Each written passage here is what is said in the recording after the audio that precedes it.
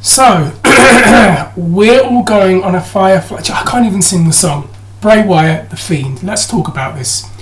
I was going to do a video, and I was going to talk about the successful reboot or soft reboot of Bray Wyatt as the Fiend. And I had this whole video planned out with slideshows, and it kind of touches on the same subject, but it's going to be talking about Hell in a Cell. So, Bray Wyatt, the Fiend, Hell in a Cell, Seth Rollins. What do I think? What do I feel? And do I feel like he needs to win the title and win the Hell in a Cell match against Seth Rollins? I have a lot of thoughts, and the title of the video is, does Bray Wyatt, or why should Bray Wyatt win against Seth Rollins for the belt?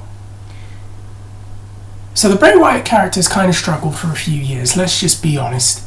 I really liked, or had a lot of interest in the character in 2012, in FCW, in NXT. I had a lot of interest in that character. I mean, everybody on here was comparing him to Jake Roberts and Kevin Sullivan and The Undertaker.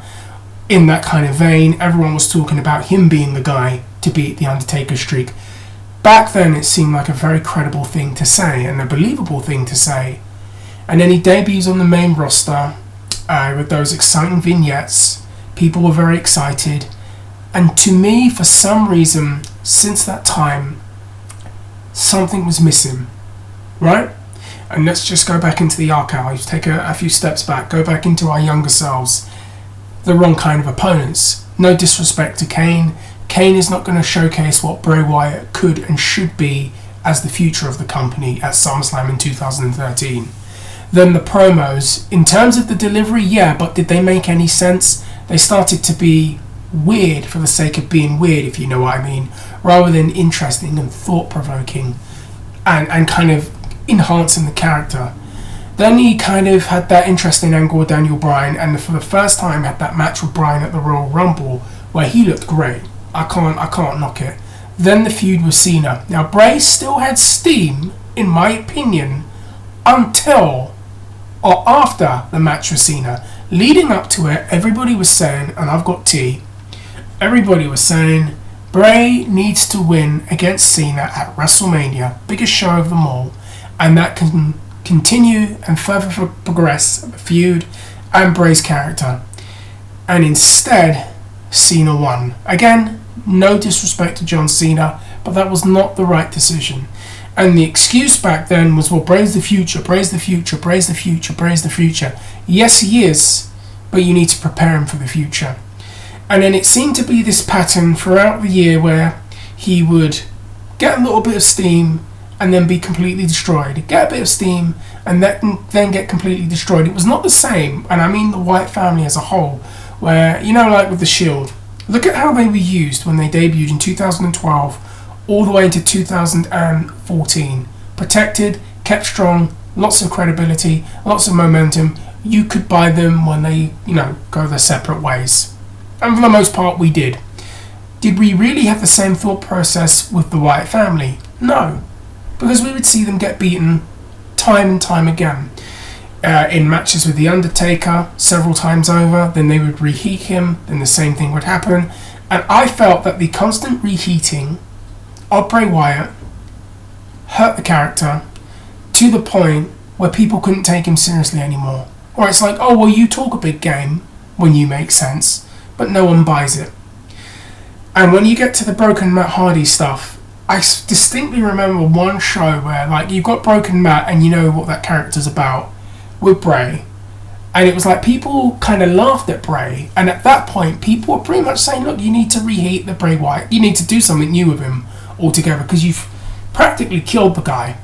And they did the whole Lake of Reincarnation, but he came back as Bray Wyatt, then he was out for a while. I remember he won the WWE title in 2017 maybe.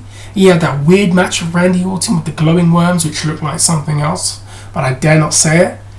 And actually him winning the title should have meant something, but it didn't, because by that point he had no steam, no credibility. They'd hurt him very, very badly.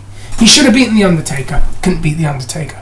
Should have beaten Kane, couldn't beat Kane. Should have beaten this guy, couldn't beat this guy. Couldn't beat Roman. And it just got more and more and more hokey. So you get to this point in the beginning of this year where you're wondering, well, what do you do with him? And then there's rumours that he's going to come back and feud with Daniel Bryan. People are like, and a colleague of mine said, I'd love to see it, but I've seen it before. And then we get these promos of this new Bray Wyatt. The we're all going on a Firefly trip. And this weird nursery Sesame Street like host. There's actually a presenter that I can't think of the name of. But he's weird interviews, so these weird segments, but they're watchable and they're interesting, and it's like, what's he talking about really, and what are those puppets about? And bit by bit, for all the faults that Raw have had this year and all the knocks I've given WWE, one of the more interesting things that they did was this soft reboot of Bray Wyatt. So you do these Firefly Funhouse skits, and they're interesting and they're trending. People are making playlists, people are hashtagging it and talking about it on Twitter, so there's some steam there. And then people are like, well, when does he appear on Raw? When does he do this on Raw? What's he going to do? What's he going to do? And that right there is telling me that the soft reboot is beginning to work.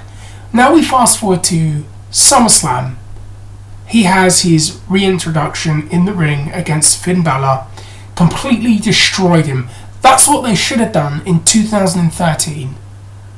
But obviously they didn't.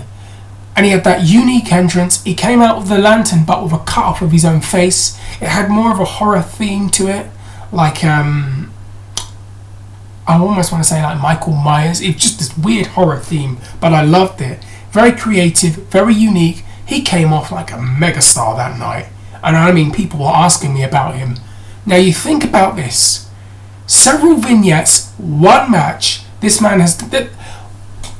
all these vignettes about one match has done more for him than the last 4 years have ever done for him. And now we've got Seth Rollins and Bray Wyatt at Hell in a Cell. And the soft reboot has been so successful, but in a way they booked themselves into a corner, and this is where I'm going with this. Because much like in 2012 when Ryback and CM Punk had their match at one of the pay-per-views, probably No Mercy, it was a match that they had because he replaced Cena. And they built Ryback up for about 6 months where he was unbeaten. And it's like, you don't really want to kill what you have with Ryback, but at the same time you have a strong champion.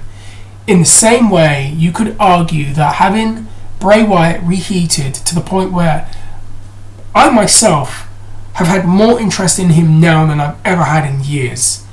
And I know other people have had the same feeling and share the same sentiments. If he gets beaten and completely cream pied, wrong choice of words, but destroyed at, if I drop something, Hell in a Cell, if he loses to Seth Rollins at Hell in a Cell, that could really hurt the character and that could hurt the fans' interest in him. And to me, it feels like the only way to go is for Bray Wyatt to beat Seth Rollins for the Universal title. Yeah, I know Seth just got the belt back, but for the majority of this year, he's been the top guy. He had the belt at Mania, then he lost it, obviously, to Lesnar at the Money in the Bank. Then he won it back, and he came out quite credible after beating Braun Strowman. And now him and Bray are going to be going up against each other. And I think what they've done with Bray was really cool when he took out Strowman. But there's a lot of controversy about the whole Seth Rollins, more controversy. People saying that they made Seth look pretty bad. I don't think they should have had Seth crying like that, but he needs to show concern because that enhances what they're doing with this repackaged Bray Wyatt as the Fiend. And I just feel like with all the steam that they have generated, all the momentum that they have generated, he needs to come out on top.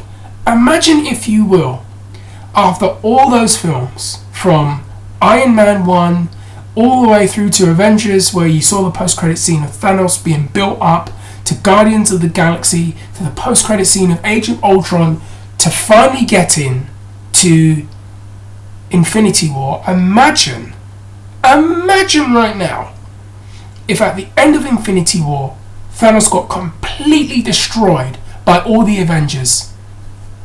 Then what's the point of doing an endgame? There's no point. That would have killed Thanos. There's no point having Thanos doing another film after that if you had done that.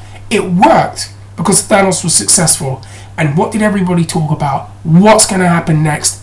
And people paid billions to see it. And to a lesser extent, they have something now with Bray Wyatt, the Fiend, where I feel like if you kill off his momentum right now, you're really going to hurt him, because it has taken so much time to kind of get our interest again in this persona, and they're doing the right things that they're doing with him. They need to go a step further, and that's just my opinion, and that's just how I feel. Anyways, guys, comment down below, let me know what you think about this whole topic. It's going to be very interesting to hear what you have to say. Kyle, if you're watching this, what's up? And hit that like button, hit the subscribe button, share, tell a friend, tell your nan, tell a neighbour. See you later.